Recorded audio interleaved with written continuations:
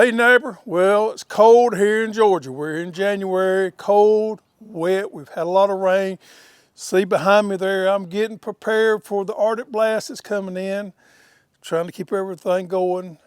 Not a lot going on out here. I thought today we would go over tomato varieties. There have been some new developments with tomatoes. I spent a lot of my time working on tomatoes. It is the most popular thing grown in the vegetable garden. So today we're going to go over those, give you some ideas about what you may want to plant for 2024. Well, there's probably well over 1,000. I don't have any idea how many tomato varieties there are out there on the market, but there is a lot of them.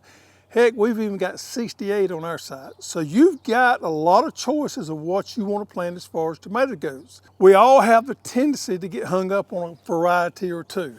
I would encourage you to think outside the box and try to look at some of these newer varieties or varieties that you have not tried before. I think you may find that some of these newer or these upgraded varieties may be a better choice for you.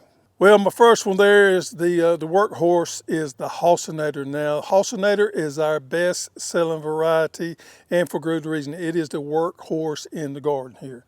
Halcinator has a great disease package. It's just all around a great tomato. Makes a big tomato that everybody loves, big slicing tomato.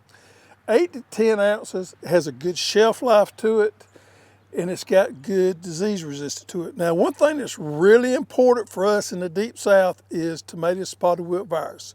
We have to have those for our workhorse varieties, and Halcinator has it, along with some resistance to yellow leaf curl virus. And if you don't know what a yellow leaf curl virus is, you're probably going to recognize it in your garden at some point when those leaves curl up and they turn yellow. It's frustrating. This variety here has some resistance to it. A great all-around variety.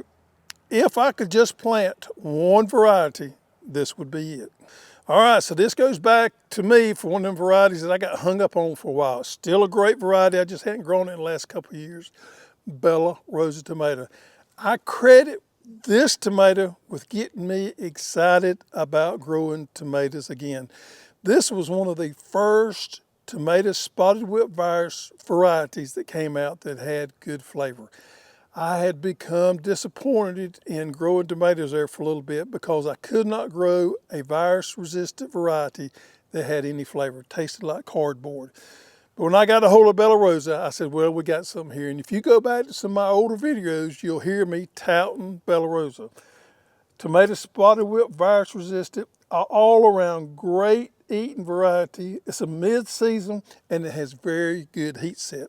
Although it is an older variety, it's still a great one. All right, we're going to get into some of our indeterminates. Those first two I talked about, they were determinate type. Let's get into the indeterminates with the Plus series. Now, this is new, folks. Celebrity has been around for a while, but we've just got Celebrity Plus. Celebrity Plus has some added benefits to it. Although Celebrity was a great tomato, now we have Celebrity Plus, even better. We got tomato spotted wilt virus resistance now with Celebrity. That's part of the Plus series is on the Celebrity. And that's a big one for us here in the Deep South because we just about have to have that. Also, it has improved shape. It has a larger fruit and uniformity with the Plus. Higher bricks, B-R-I-X. You're going to hear that word there that I mentioned from time to time. That means a higher sugar content or better eating quality. And it's also got mosaic virus resistance now with the Plus series. So I think I've got 3 or 4 of these Plus series here I'm going to talk about. Each one of them have different attributes for improvements to the variety here. And we're super excited about these. So if you like indeterminate type tomatoes, you got to look at these. Big Beef Plus, this is one I love to grow here. This reminds me of an old-timey tomato. It has that really good flavor to it, but when you cut into it, it has that red gel inside of it. It just looks like that tomato that I knew growing up that had the great flavor to it. It has the crimson gene in it now as far as the Plus series goes. The crimson gene is something you're going to hear a lot if you talk to any breeders. It is a gene that has that makes that tomato have a dark reddish color, and also on the inside it has that dark reddish color that we love. It also has a better eating quality with that crimson gene there. Now with the Big Beef Plus, we also have tomato spotted wilt virus that we used to didn't have with Big Beef. So that is another added benefit there. You know, it's going to be a little bigger fruit than it did in the past, also with the Plus. Now this is a variety that you're probably going to need to prune pretty well, being an indeterminate, but Big Beef Plus has always been one of my favorites. So here's Better Boy. Probably got some of the best name recognition as far as tomato out there as anything does. But now we have the Better Boy Plus. And with the Plus, we have tomato spotted wilt virus added to Better Boy with also a higher brick. So that means it's going to be a sweeter, better tasting Better Boy than you've had in the past with the added benefit of the tomato spotted wilt virus. Well, here we have Lemon Boy Plus. Lemon Boy does not have the tomato spotted wilt virus marker included in it, but it has several others, such as tomato mosaic virus, fusarium, fusarium crown, and root rot. Now this variety right here is going to be great all up and down the East Coast. Lemon Boy is that yellow tomato that tastes absolutely wonderful. And if you've never grown a yellow tomato before, I would encourage you to do that. What you should do is plant you some yellow boys, and when your tomatoes mature out, I want you to take that yellow boy and I want to take one of your favorite red tomatoes, blindfold somebody that you trust their taste buds, and do a taste test and see which one they pick out. And I can just about promise you it's going to be Lemon Boy. That yellow kind of throws something to our eyes and our taste buds, and when we're eating a yellow tomato, it throws us off a little bit. But in the blindfold test we've done, Lemon Boy has always scored up there at the top. An absolutely delicious tomato that we love to grow. Indeterminate type, may take a little bit of pruning here, but this is a great one to add to your garden. Pink Delicious, I was introduced to this variety a couple of years ago. Now this is an All-American Selection winner, and this variety right here is resistant to mosaic virus, but this is a hybrid. But it has that heirloom look to it. It's that big pink tomato. It looks just like one of those old-timey heirlooms that your grandfather used to grow. Has great taste to it, but we can grow it. It has disease resistant to it. It's pretty prolific, and it'll make a decent crop there. Now, it's not my workhorse in the garden, but I always like to plant me 3 or 4 Pink Delicious tomatoes, and for a pink tomato, they are delicious to me. Pink tomatoes normally are known for not having the best flavor in the world, but I love this Pink Delicious. And if you want something with that heirloom look and taste that you can grow, this is it. Well, this is Purple Boy, and although they did not upgrade this to the Plus series, and I had a talk with the breeder about that, and it may be coming into works in the future. Purple Boy is a good one. Now this particular Purple Boy without the Plus has mosaic virus. Now this is an heirloom type tomato, semi-indeterminate vine. You can grow this on maybe a 7.5 steel post. It's not going to get way out of whack on you, being it's an indeterminate. And it's probably going to need a little pruning to get any size to the tomatoes there, but it has a rich flavor to it that is similar, if not better, than Cherokee Purple. It's a pretty tomato and it's very productive. It is a hybrid, but it is a good one. And we love that purple color on the tomato because it reminds us of some of those old heirlooms. But this is one we can grow that's productive, and it tastes well also. Well, if you're going to grow a grape tomato, in my opinion, you should only grow one, and that's Mountain Vineyard. This is that red, and it's got that crimson gene in it we talked about earlier. That dark red, just luscious red color that we love, has that flavor to it there. Ooh, this is a good one here. I can remember the first time I tried this right here, I was blown away. Now it does make a tall plant, so you're going to need to make provisions to have it secured well.